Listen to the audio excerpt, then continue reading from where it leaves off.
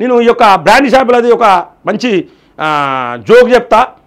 ఆ జోక్ ఏంటిదంటే నిన్ననే చదివిన ఒక వార్త, నిన్ననో మొన్ననో ఒక వార్త ఏమని చదివినంటే మందు బాబులకు ఒక గుడ్ న్యూస్. మందు తాగేటోళ్ళందరూ బ్రహ్మాండంగా చూడండి, కళ్ళు జర మంచిగా పెట్టుకుంటారు. నాకు తెలిసి ఇప్పుడు ఆల్రెడీ స్టార్ట్ అయి ఉంటుంది. పెగ్గు కలుపుంటారు, సోడా కలుపుంటారు, నీళ్ళు కలుపుంటారు, స్టఫ్ పెట్టుకొని ఉంటారు. కానీ ఒక్కసారి దయచేసి ఈ వార్త మందుబాబుల కోసమే. ఇప్పుడు ఇదొకటి ఎక్సైజ్ శాఖ అదొకటి, ఇప్పుడు మందుబాబుల కోసం ఒక వార్త.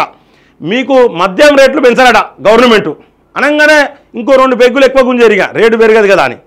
ఇక గుందగారు ఇప్పుడే గుందగారు, ఇంకా టైం ఉన్నది, ఇంకా చాలా టైం ఉన్నది.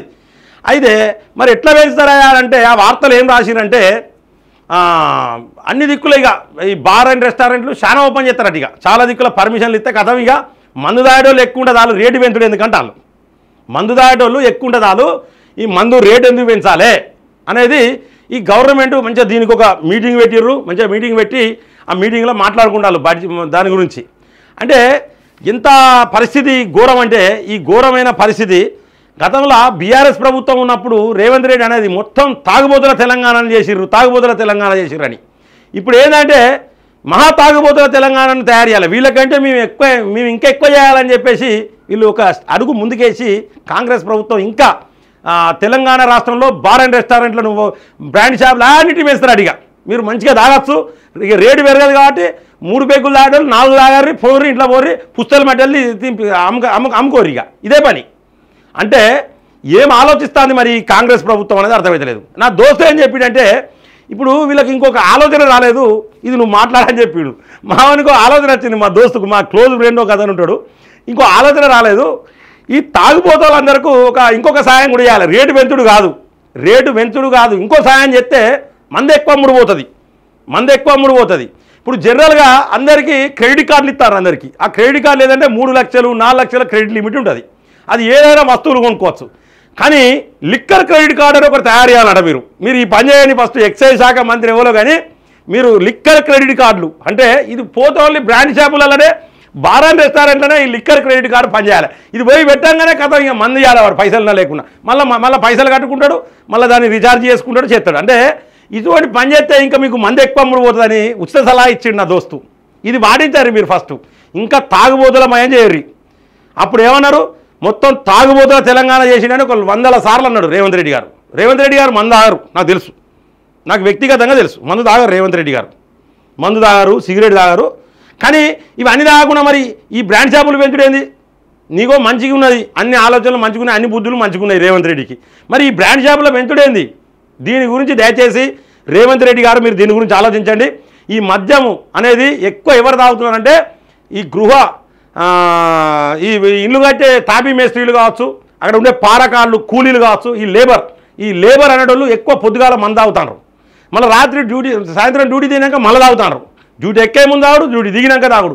పొద్దుగాల బ్రాండ్ షాపులు తెలియకుండా చేయర్రి, సాయంత్రం తొందరగా పని చేసేటట్టు చేయర్రి. మరి వాళ్ళు ఎక్కువ కన్జ్యూమ్ చేస్తారు, మందు ఎక్కువ కన్జ్యూమ్ చేస్తారు. కాబట్టి ఈ బ్రాండ్ షాపుల గురించి మీరు ఆలోచన చేయాల్సిన అవసరం ఉన్నది. ఈ విధంగా కనుక మీరు పోతే తాగుబోతుల తెలంగాణ అనేది మీరు అప్పుడు అన్నదానికంటే ఎక్కువ తాగుబోతుల తెలంగాణ అవుతుంది. రేవంత్ రెడ్డి గారు మీరు దీని గురించి కూడా ఖచ్చితంగా మీరు ఆలోచన చేయాలి. ఇప్పటికే మన కేసీఆర్ పనిచేసిండు. నేను ఒట్టిగానే చూసినా, మొన్న మా బిడ్డ కాలేజీ వేస్తా హైదరాబాద్లో చూసిన సూపర్ మార్కెట్ లెక్క ఉన్నది. పోతాల్లో ఒక బుట్ట పట్టుకున్నారు. ఆ డీమార్ట్ల వాల్మార్ట్లలో లేకపోతే రిలయన్స్లో ఇట్లా పట్టుకోపోతారు కదా, నెట్టుకుంటా పోయేది షాపింగ్ చేసేటోళ్ళు. అది పట్టుకొని పోయి లోపల ఏంటిది వీళ్ళు వేసుకుంటారైనా లోపల సరికి బ్రాండ్ షాప్ మందు ఫుల్ బాటిళ్ళు రకరకాల మందులు ఉన్నాయల్లా. అది అంటే దాన్ని సూపర్ మార్కెట్ లెక్క పెట్టిర్రు ఇప్పుడు స్టాల్స్. తెలంగాణలో మీరు తెలంగాణ అభివృద్ధి చెందాలంటే లిక్కర్ మాటలు అవసరము, బ్రాండ్ షాపులు పెంచడం అవసరమా? ఇదే నా అభివృద్ధి అని చెప్పేసి నేను ప్రశ్నిస్తూ ఉన్నా. దయచేసి ప్రజలందరూ గమనించాలి. టీఆర్ఎస్ రూపాయి 1 నంబర్ అయితే కాంగ్రెస్ 10 నంబర్. ఈ విషయంలో కాదంటారా? దయచేసి మీరు ఛార్జ్ చేయాలి. ఇది అంటే ఎక్సైజ్ శాఖ గురించి వచ్చింది కాబట్టి చెప్తానా. ఇక అలాగే రాజగోపాల్ రెడ్డి గారు ఒక మంచి పని చేసిర్రు. ఆయన నియోజకవర్గంలో మళ్ళీ చెప్తున్నా, ఆయన నియోజకవర్గంలో ఏం చేసిండంటే బెల్ట్ షాపులు అన్నీ తీసేసిండు. మంచి పని. మరి మిగతా ఎమ్మెల్యేలు ఏం చేస్తారు?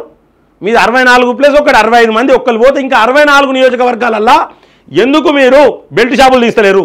ఆ లెక్కగస్తే 119 నియోజకవర్గాలలో మీరు బెల్ట్ షాపులు దించాలి. మీ ప్రభుత్వం ఉన్నది కాబట్టి ఇప్పటి వరకు మీరు ఎందుకు అది స్టార్ట్ చేయలేదు? ఎందుకంటే పార్లమెంట్లో మీకు ఓట్ల కోసం ఆ బెల్ట్ షాపులను ఉంచుతారు.